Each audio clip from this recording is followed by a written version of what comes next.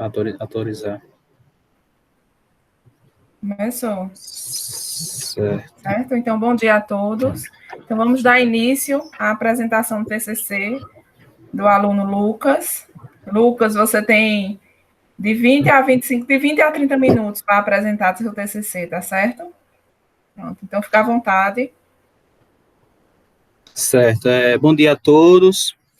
Meu nome é Lucas Silva Pereira Paminondas, aluno da Universidade Federal do Cariri e curso o curso de Engenharia de Materiais. Vim aqui apresentar meu TCC com o título de Obtenção da Mulita pelo processo Sol-Gel. Esse meu TCC é uma revisão bibliográfica. Então, a mulita seria um alumínio silicato refratário com excelentes propriedades físicas e químicas. Ela apresenta baixa expansão térmica, alta estabilidade térmica, baixa densidade, baixa condutividade térmica, boa resistência à fluência, boa estabilidade em ambientes químicos severos. A maioria dos produtos cerâmicos atuais já tem a mulita como parte da sua composição final. E ela é bastante disputada entre as indústrias aeroespacial, de construção, de transporte, de energia e biomédica. Devido a essas suas excelentes propriedades, gera amplos estudos de síntese e processamento de mulita e compósitos a partir da base de mulita, porque normalmente na natureza ela não é fácil de ser encontrada. Começando a fundamentação teórica. A mulita, ela foi inicialmente encontrada nas ilhas de Mull, na Escócia. A sua formação teve devido ao contato da erupção vulcânica com o mar. Então, tivemos alta temperatura com baixa pressão, que gerou um ambiente propício para a formação de mulita. Porém, ela é bastante escassa na natureza, de forma natural. Então, por isso, se desenvolve, tem um desenvolvimento científico e tecnológico que se relaciona com a mulita em 3 períodos de espécies do tempo, começando entre o ano de 1924 a 50, mais ou menos, quando o seu estudo foi mais pela caracterização estrutural da fórmula molecular de sílica e a alumina. O segundo período está mais ou menos nos anos 50, quando foi mais estudado o equilíbrio de fases do sistema alumínio e sílica, que até hoje ainda gera bastante estudos. E o terceiro período foi em meados da década de 70, quando se teve um maior desenvolvimento da mulita como uma cerâmica avançada. Então, muitos afirmam que a mulita é a cerâmica mais importante da atualidade. Aqui a gente tem a estrutura cristalina dela, onde a gente pode ver a célula unitária e seus parâmetros: A, 0,76 nanômetros, B, 0,77 nanômetros e C, 0,29. Essa é a estrutura da mulita ortorrômbica.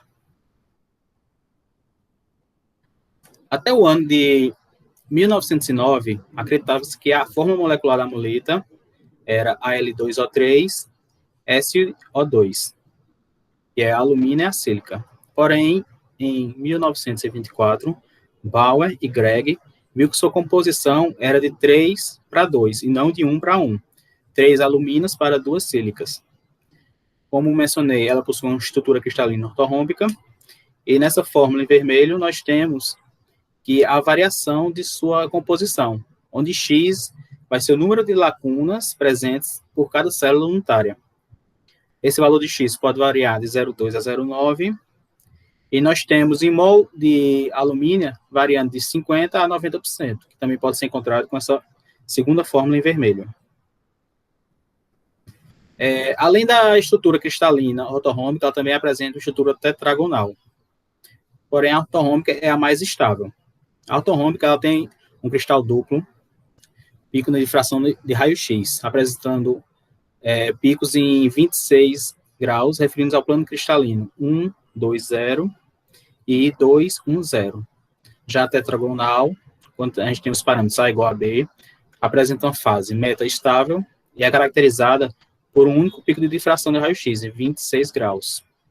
Outra fase também que pode apresentar é o espinélio, que apresenta picos de difração de raio-x, 46 graus e 67 graus. Essa é a fase menos interessante.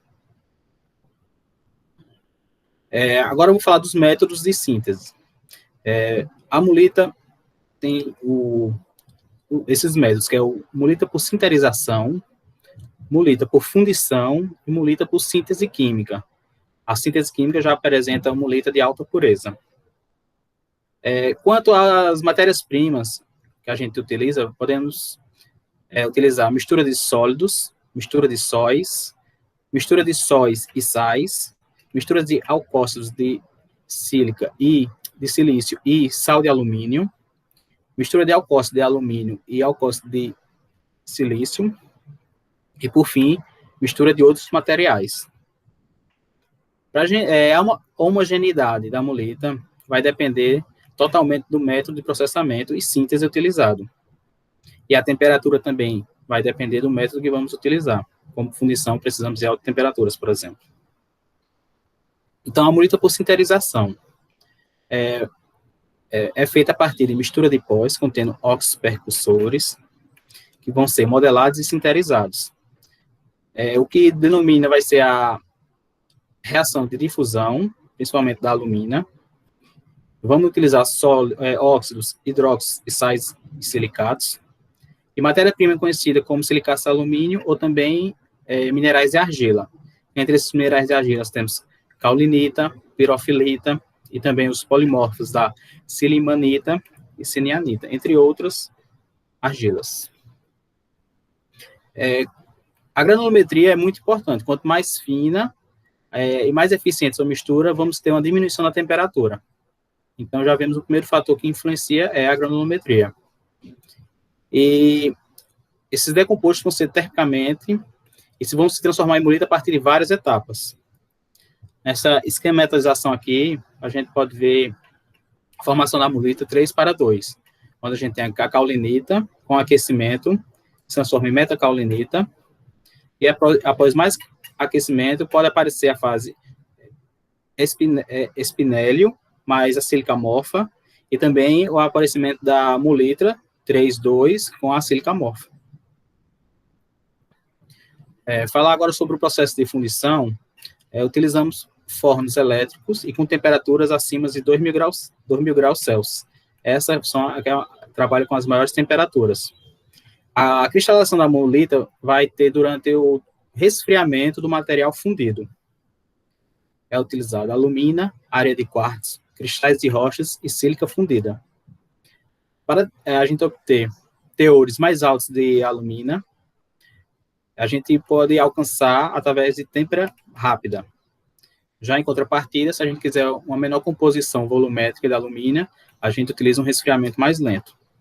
Então, podemos ver que o que tem maior impacto na fundição é em função da temperatura e em menor grau da composição inicial.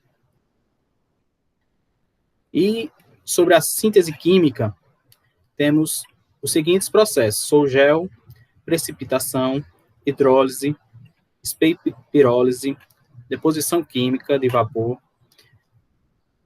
Cada método desse apresenta suas peculiaridades. Como o trabalho é mais focado no sol-gel, eu vou me adentrar mais nesse processo. Por quê? Porque o sol-gel é o que gera produtos com alta pureza e homogeneidade.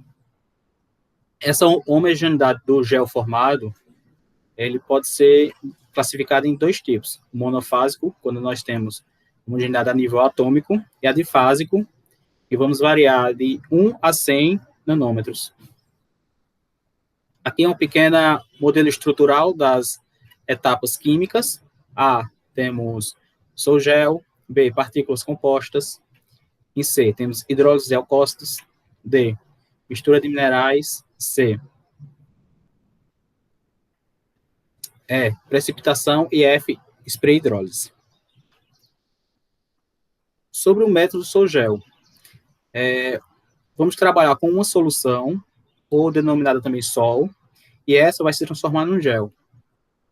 Com esse método, alcançamos altos níveis de homogeneidade.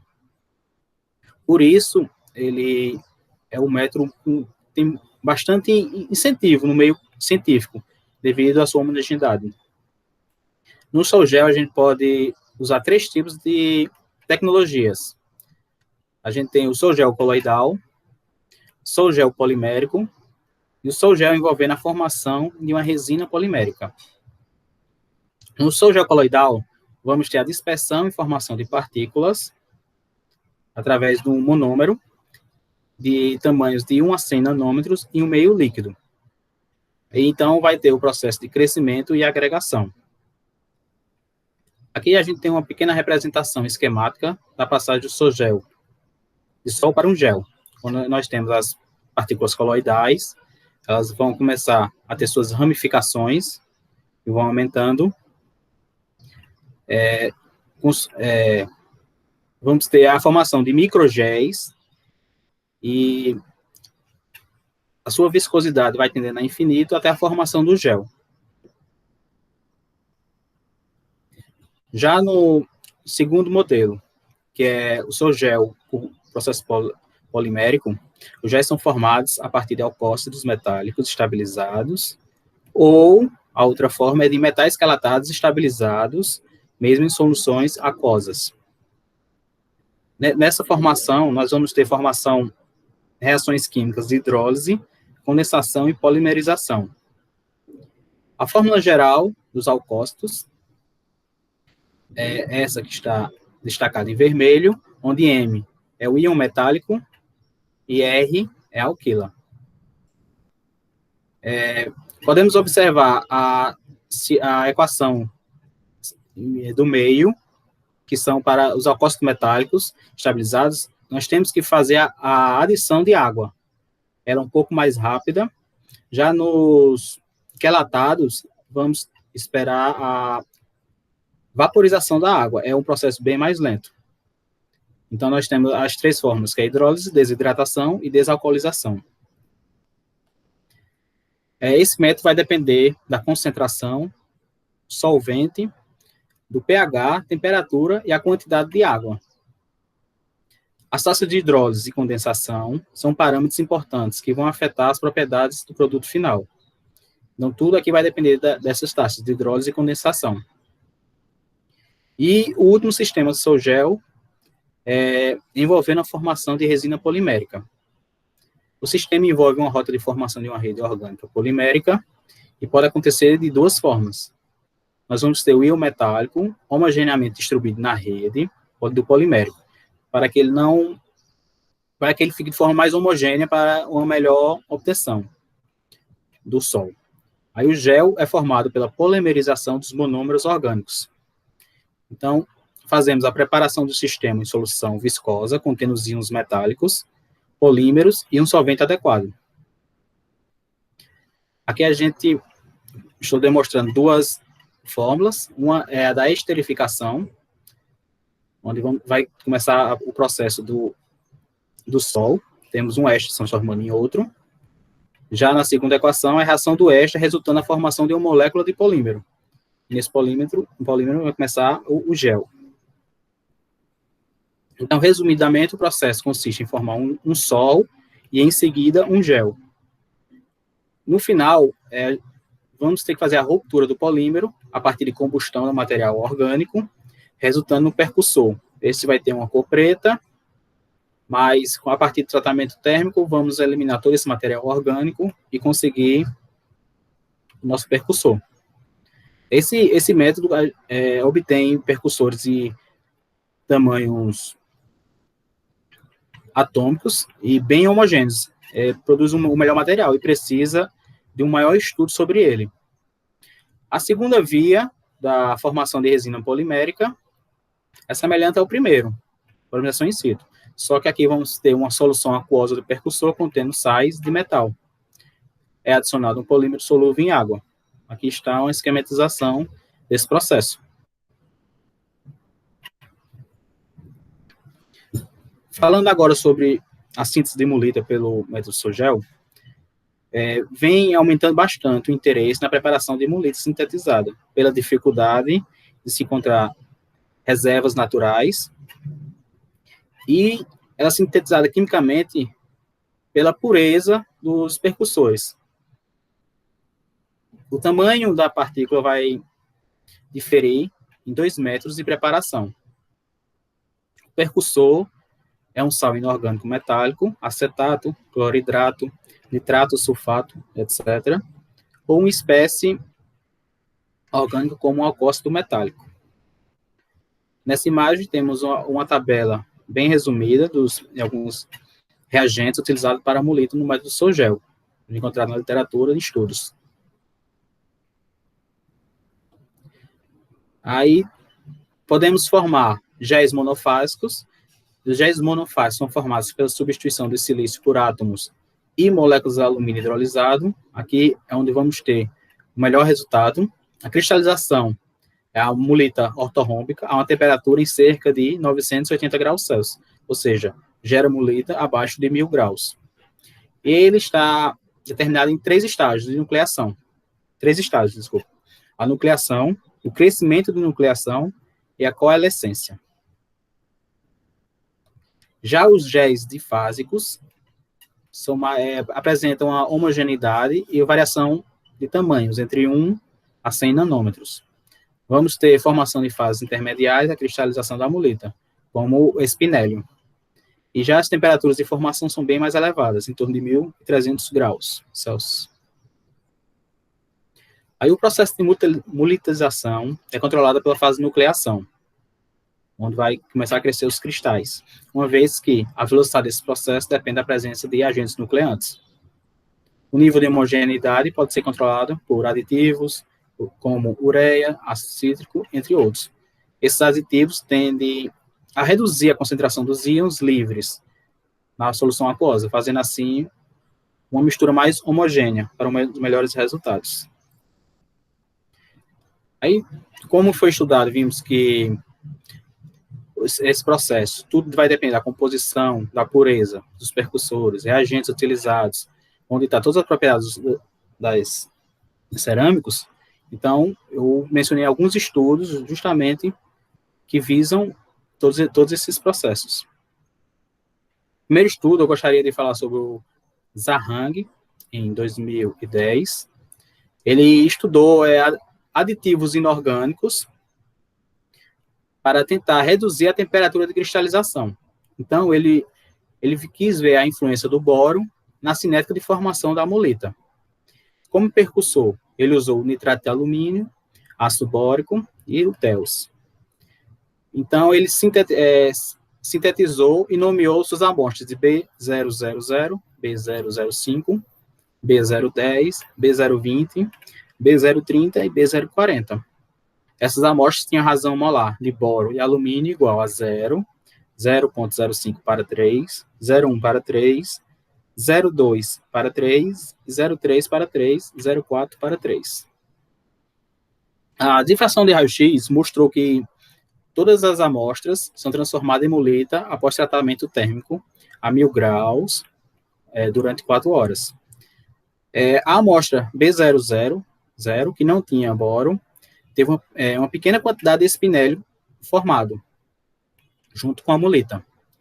Então, o autor sugeriu que o boro vai facilitar a transformação direta do percussor em amolita e suprimir a formação do espinélio, que é uma fase não muito desejada.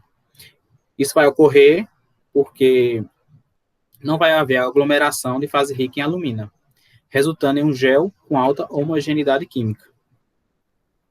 No estudo de campos, ele estudou o efeito da adição do etileno glicol na cristalização da amolita pelo processo Sogel. Como reagente, ele usou água, etileno glicol, nitrato de alumínio e metasilicato de sódio.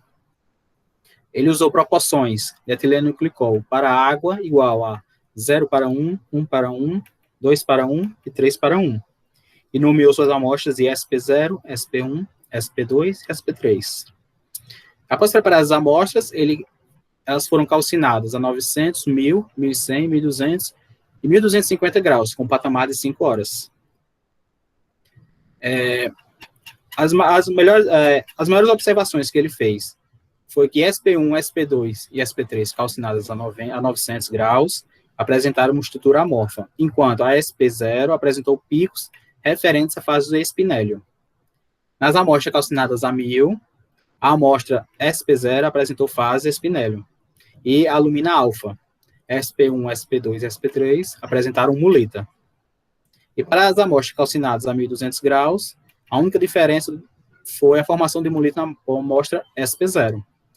Então, a conclusão que o autor chegou foi que o etileno glicol influenciou na cinética de formação, a formação de cristalização de mulita.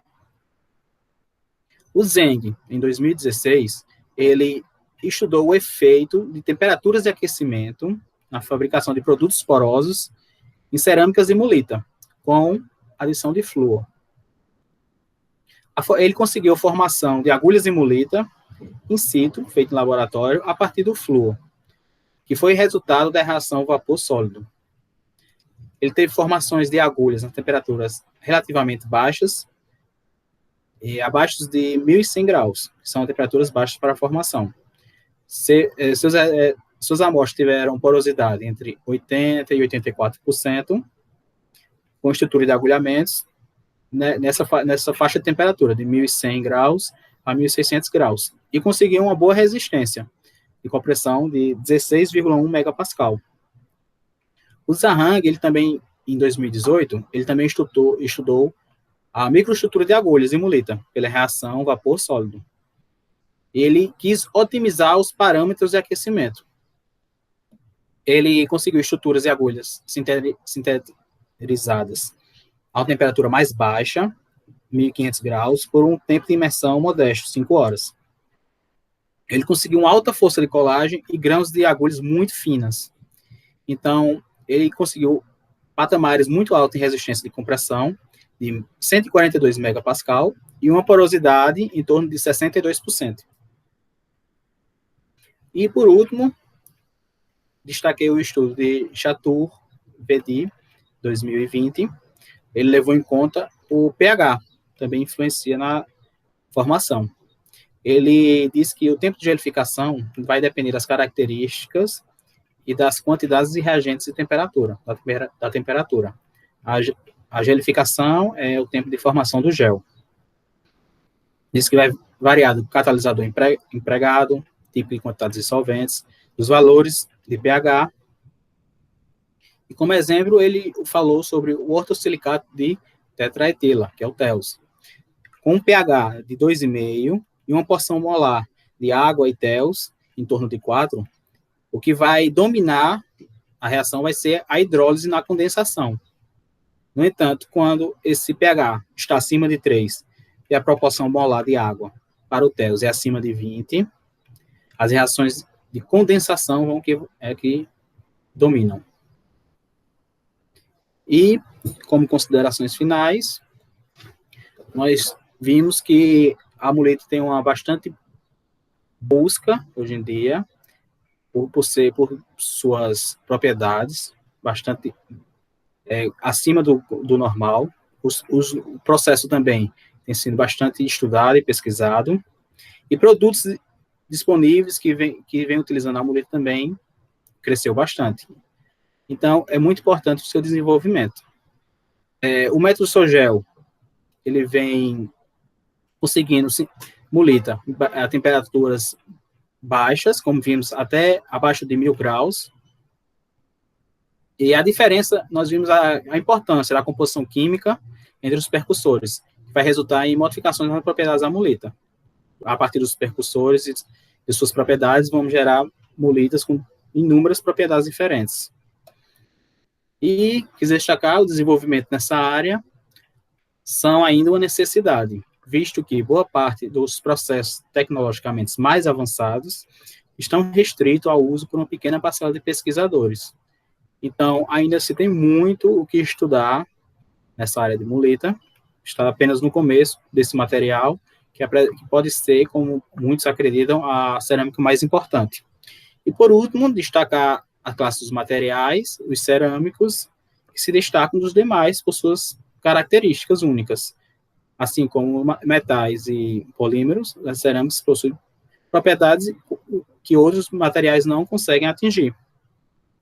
E concluo esse trabalho mas sem pretensão de esgotar o tema. Agradeço os participantes e todos que estiveram aqui assistindo, em especial a banca. Muito obrigado.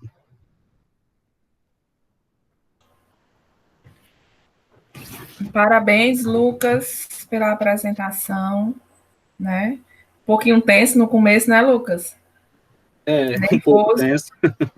Mas é isso mesmo, né? A gente passa por essas. Então, eu vou passar a palavra logo para André, né? Para André fazer as considerações dele. E depois, Mário, depois que André terminar, aí você pode pegar a palavra para fazer suas considerações também, tá certo? A palavra está com o André. Bom dia mais uma vez a todos os presentes. Bom dia, professor. Aqui. Bom dia, Lucas, nessa apresentação.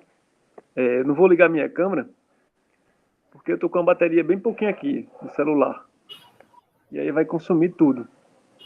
Mas, Lucas, eu queria parabenizar.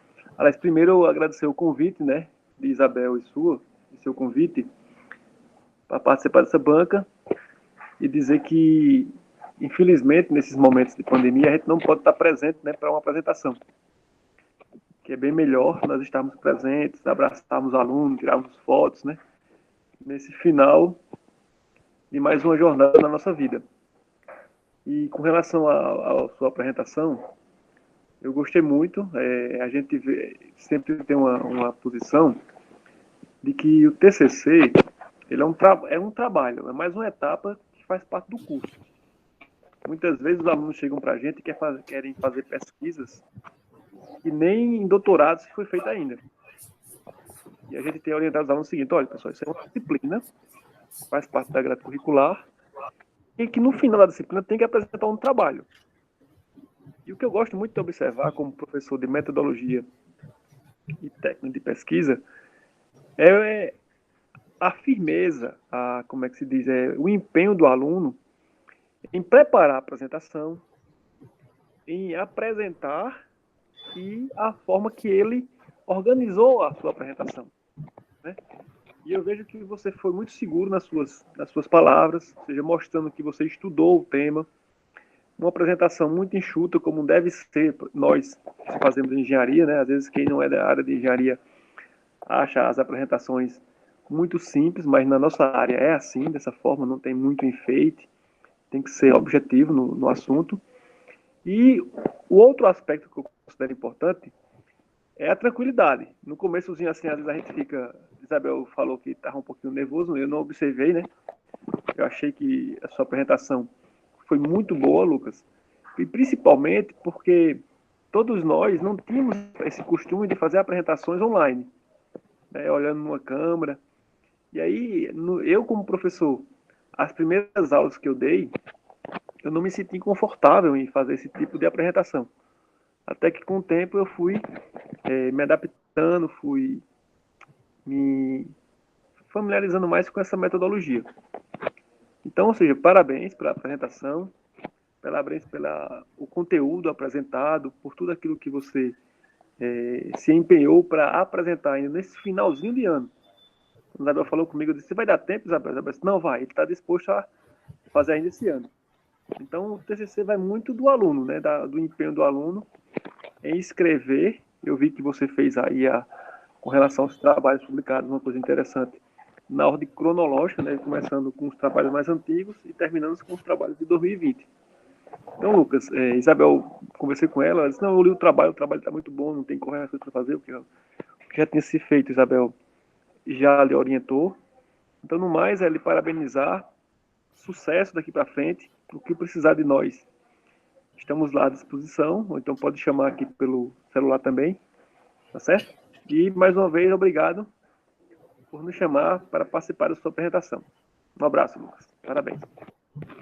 Um abraço, professor. Muito obrigado. Eu que agradeço por tudo. Opa, bom dia, Lucas. Tudo bem? Bom dia também aos demais presentes. Aqui quem fala é o seu ex-professor Mário, né? Você lembra de mim, né? Você foi meu aluno aí na disciplina de eletro, né? Então passou tranquilo, já conheço o seu desempenho. Apesar de não ser dessa área aí das engenharia de materiais, né? Eu com uma formação de físico, mas eu fiz aí uma boa leitura no seu trabalho, é uma leitura fácil, a sua escrita está bem tranquila, tá? Então, eu não tenho muito o que acrescentar com relação ao seu trabalho. Eu até só agradeço, porque fiquei mais por dentro aí do assunto, né? Para mim é um assunto novo, mas deu para fazer uma revisão bem legal aí do que você estudou, né? Enfim, só agradeço o convite aí à professora Isabel, né, que me convidou a participar dessa banca. Para mim é importante, né? Participar das bancas, sim. E também é só isso que eu quero agradecer, tá bom? Então, muito obrigado, um bom dia para você, que você continue seus estudos, fazendo mestrado, doutorado, né? Eu acredito que em breve você vai fazer, né? Não sei, né, quais são as suas pretensões, mas seria importante você continuar, né? Não parar por aqui, né? E seguir com os novos desafios na sua vida, tá bom? Então é isso. Muito obrigado a todos, um bom dia, muita saúde, muita paz. Obrigado, professor. Bom dia. Pronto, é isso, né, Lucas? Então, as minhas considerações é que você apresentou muito bem, no começo tenso, né? Mas eu acredito que se fôssemos fazer no laboratório, né, as nossas propostas, seriam mais uma coisa mais, digamos, mais fácil, né? Mas esse estudo, né, Lucas, nos desafiou a conhecer um pouco mais do que é a mulita, né? A gente vê a importância que ela tem na área cerâmica, a gente vê as possibilidades de se conseguir a mulita, e a gente vê que não é um estudo fácil, né? Foi bastante desafiador, né, Lucas? Então, eu tenho só ali parabenizar, a, a dizer a você que você é um ótimo aluno, que você tem um futuro brilhante, que tudo depende de você agora, né? Que mais uma etapa está sendo vencida, né? E é como dizem as pessoas, a gente tem que matar um leão todo dia, né? Para conseguir aquilo que a gente quer, os objetivos que a gente deseja, a gente tem que buscar, tem que ir atrás, que não cai do céu, né? E agora você está com a faca e o queijo nas mãos, né? Tudo que a gente tinha que fazer, a gente fez. E agora essa nova etapa que se inicia, que vem à frente, né, que não vai deixar de ser desafiador. Eu acho que agora é que a gente começa a sentir o peso, quando a gente termina um curso, é que a gente consegue visualizar, né, todo um peso que vem sobre nós, a responsabilidade de se ter terminado um curso, e agora o que é que a gente vai fazer, o que é que a gente vai buscar. Então, depende muito da gente, né? E eu sei que você vai buscar o melhor caminho, né? Não recebi minha tábua, né? Até agora. Ficou. Irei fazer, pode deixar. já está preparada. E sem cobrar, né? Mas já cobrando, né, Lucas? Uhum. Então é isso, né? Eu desejo todo o sucesso do mundo para você. Você tenho certeza, um futuro brilhante. Certo? Se você quiser fazer algumas considerações antes da gente passar para a próxima etapa, pode ficar à vontade. Ou alguém da sua família quiser falar. Não, as considerações que eu queria fazer é agradecer a presença de todos. Esse momento aqui realmente é iniciando uma nova fase na vida. Agora a pessoa agora fica um pouco meio sem rumo, mas tem que achar o rumo agora, ver o que é que vai fazer. E a paciência dos professores, né, com a gente, alunos, e todo dia é perturbando vocês, mas vocês sempre buscando o melhor para a gente. E só tenho a agradecer. Todos os professores são excelentes, todos se dedicam ao melhor aprendizado de todos os alunos da UFCA. E se alguém quiser falar... Se alguém da sua família quiser falar, fica à vontade. Acho que o povo está tímido para falar. Eu acho que falar. O seu Paulo Peterson quer falar aí, ele gesticulou aí. Deixa ele falar aí, é seu pai, é? Esse é meu pai. Pronto, então... lá, seu Paulo, fale aí um pouquinho aí, que eu quero ouvir a sua voz aí.